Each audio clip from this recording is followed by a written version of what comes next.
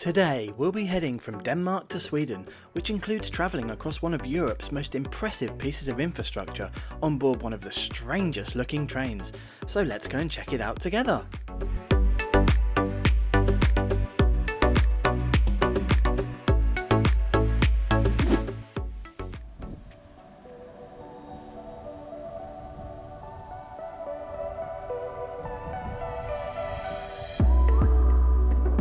Hello and welcome to a very damp Copenhagen, which is home to around 1.4 million people. What I love most about Denmark's metropolitan capital city is it's very compact and therefore a walkable place, so you can just mooch about at your own speed visiting all the beautiful sights. My favourite part of the city is definitely Nyhavn waterfront district, which has many restaurants and bars, along with these stunning 18th century colourful houses lining the marina. Just beautiful.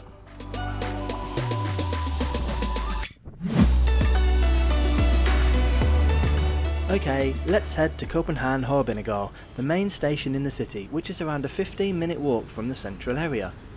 I absolutely love the exterior aesthetic of the current building, which opened in 1911. I'd say it's doing pretty well for 113 years old.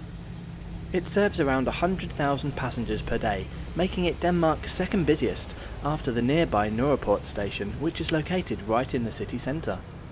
Upon entry to the foyer, you'll find a Starbucks on the right and a model railway on the left.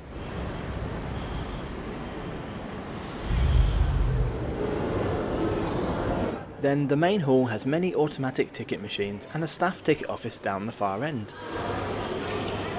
There are also a large variety of shops and food outlets here. The departure boards are quite strange and very small and hard to read in my opinion. Anyway, after deciphering that, my train will be leaving from platform 5. Let's head down there as it should be arriving shortly.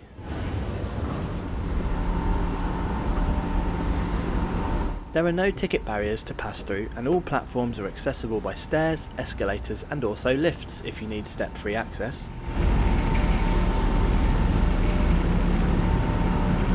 Wheelchair ramps are available, seen here, if required, as some trains don't have level boarding.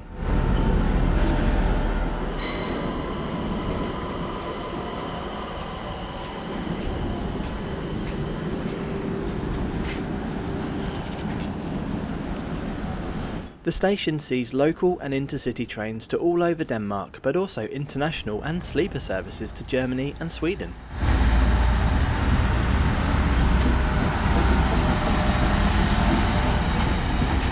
Around 10 minutes before scheduled departure, our train arrives. It's formed of two 3-car Øresundståg X71K electric multiple units. These have a top in-service speed of 180 km per hour and have a passenger capacity of 229 per set. They can run with up to 3-car units joined together, giving a maximum 9-car train. This is the reason for the strange looking rubber front end. The cab literally swings out of the way and allows walk-through between individual units. Level boarding is available on the X71K, but only at one door in the centre coach of each unit, which is adjacent to the wheelchair spaces. Each unit has a first class section located at one end, which is arranged in a 2+2 configuration. Luggage can be stored behind the first row of seats or on the large overhead racks. There is also space in the vestibules and luggage racks in some coaches.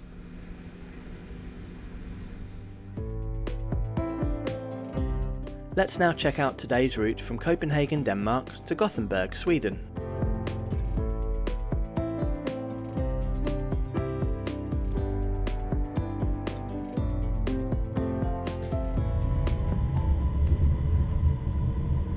We depart on time at 10:30 am.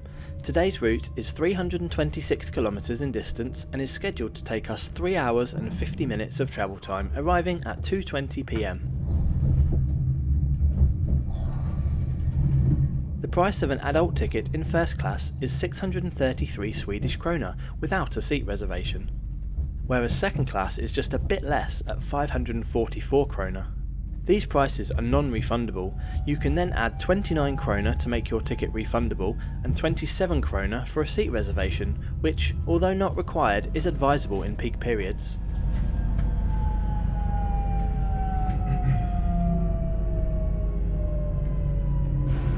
We call at a couple of stations on the way out of the Danish capital, including Copenhagen Airport, before heading to the main attraction on today's route.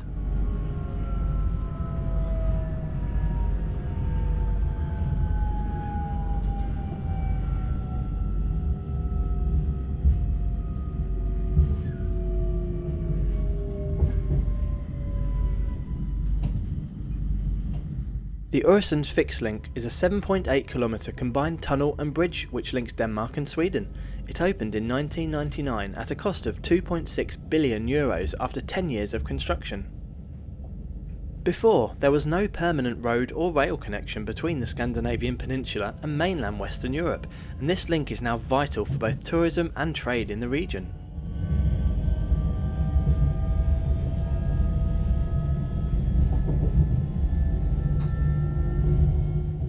A big thanks to OMIO for sponsoring this video. OMIO is a travel comparison and booking website that lets you see all the best deals from multiple modes and operators all at once. Let's take Madrid to Barcelona as an example.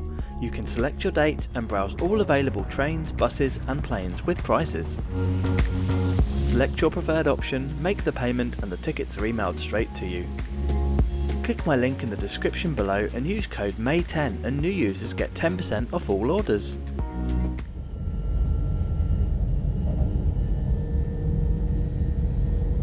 The first part of the fixed link heading east from Copenhagen is the 4 kilometre Drogden tunnel. This then pops up on the artificial Pedro island in the middle of the Øresund Strait.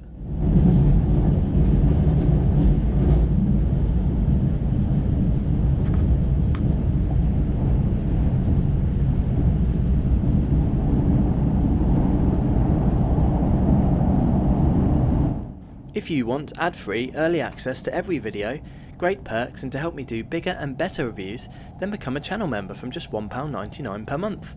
Just click the link above now or the join button in every video. Thank you!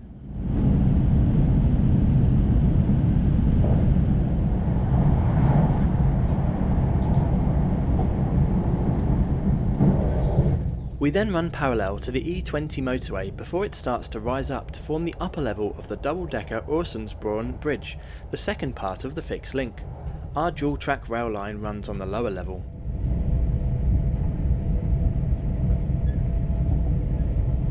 This cable-stayed suspension bridge is the second longest in Europe at 7.9 kilometres in length.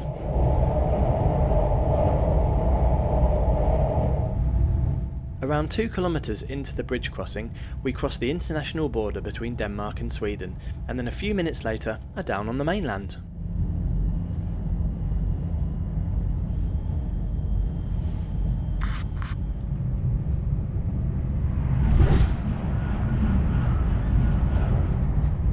At the first stop in Sweden, there is a scheduled 6-minute wait while the police board the train and conduct checks. This is not an official immigration point as both countries are in the Schengen area, but more of an informal ID card and passport check.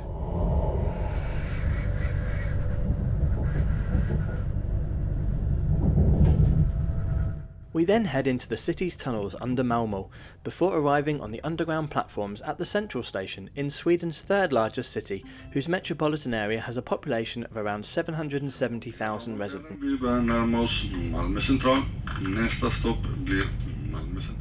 If you have time, it's well worth breaking up your journey with a night or two stop here, as it's a beautiful city.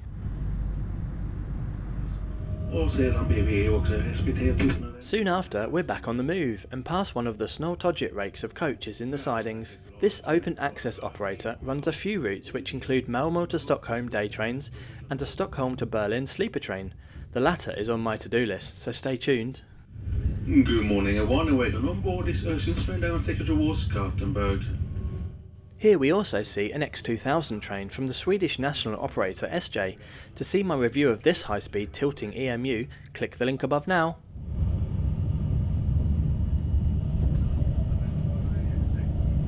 Anyway, now most of the action has finished, let's check out the seats. The first class seats are covered in leather and are pretty comfy and have a nice shape to them.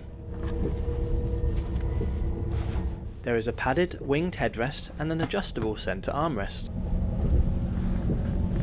Legroom is okay, but it would be a bit tight with someone opposite you. There is a large fixed table which features indents for drinks and a slot for the onboard magazines. In true Scandinavian style, there are removable bin bags located underneath. Up above is a weirdly located power socket, coat hooks, reading lights, and the controls and headphone jack for a now defunct entertainment system.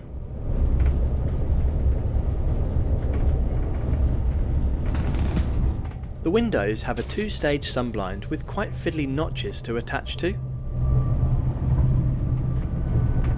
Lastly, they are fully air-conditioned with the vents located under the window. This worked very well. Overall, a good first-class product, nothing extra special, but very solid. Let's pop down now and check out second class. It's also in a 2+2 layout, but with these slightly narrower cloth seats. They are still comfy and most of the amenities are the same, with the exception of reduced legroom and smaller tables. Remember, there's only a small price difference though, so I'd expect them to be pretty similar products.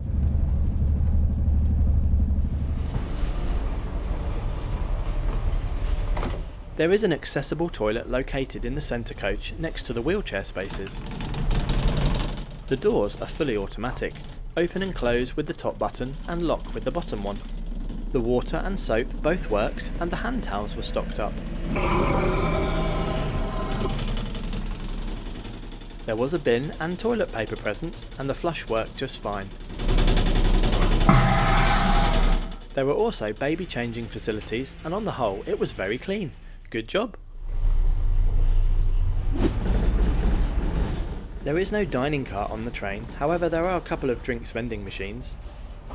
One selling water and coke and the other selling coffee and hot chocolate. Payment is by cash only, Danish or Swedish coins.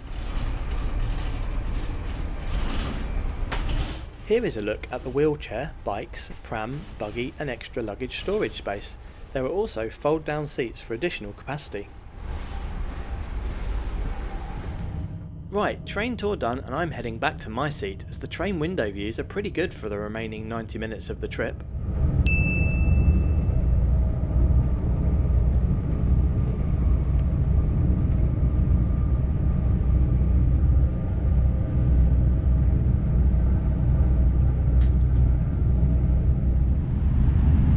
Well, apart from when we passed through the double-tracked Hallandsås tunnel, which is 8.7 kilometres in length and was built to bypass the old single-track section. When it opened in 2015, it knocked 15 minutes off the journey time between Helsingborg and Båstad, which is our next stop, just after the tunnel's northern portal.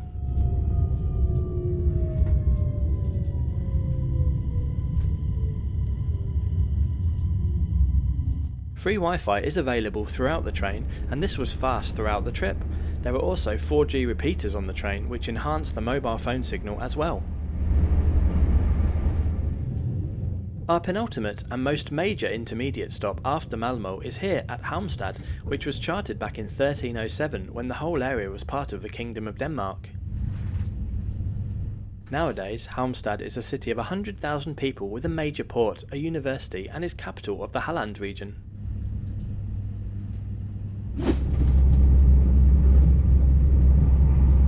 Plenty of running on this trip is at or near to this train's maximum speed of 180 km per hour as we easily breeze past the cars and trucks on the E20 motorway. After you alight this service and have had a good look around Gothenburg, onward train connections are easily available to both the Norwegian capital Oslo and the Swedish capital Stockholm multiple times a day.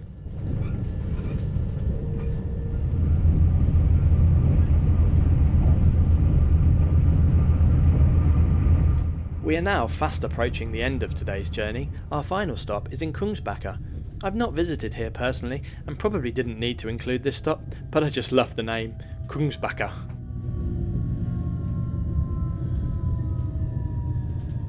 Anyway, so let me give you my trip summary on board this Øresundståg international service from Copenhagen to Gothenburg in first class. Overall, I had a great trip on a very comfortable, clean train with fast Wi-Fi. It was reasonable value for money and pretty fast. I loved crossing the Øresund Fixed Link tunnel bridge combo, and there was also some lovely coastal scenery in the second half of the trip. It's a shame there's no proper catering, even such as a trolley service, but you can always stock up from 7-Eleven beforehand. On the approach to Gothenburg Central Station, we pass over the main line to Stockholm and the carriage sidings where all the local trains are awaiting their next services.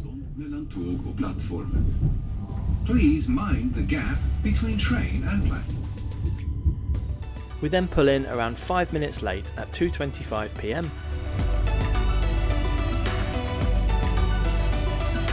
Have you been on any of the international trains in Scandinavia before? Which one did you do and how did you find it? Let me know in the comments below. By the way, I'm always open to new video ideas, so send me a DM on Instagram or Twitter if there's anything you really want to see on the channel. Don't forget to subscribe as I publish a new review every Friday. Thanks for watching and I'll see you next week.